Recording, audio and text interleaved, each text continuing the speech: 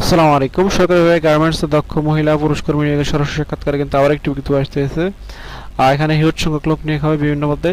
তো নিয়োগ বিধি সম্পর্কে আপনাদেরকে বিস্তারিত ধারণা দেওয়ার চেষ্টা করবো। এখানে আপনারা কীভাবে আবেদন করবেন, আবেদনের শুরু তারিখ কবে, শেষ তারিখ কবে এবং আবেদনের ক্ষেত্রে আপনাদের কী কাজ জানা থাকতে হবে এবং এখানে আপনারা কত টাকা বেতন পেয়ে যাবেন বিস্তারিত ভিডিওতে ধারণা দেওয়ার চেষ্টা করবো। আপনার পুরো ভিডিও দেখবেন, না হলে কিন্তু বুঝতে পারবেন না।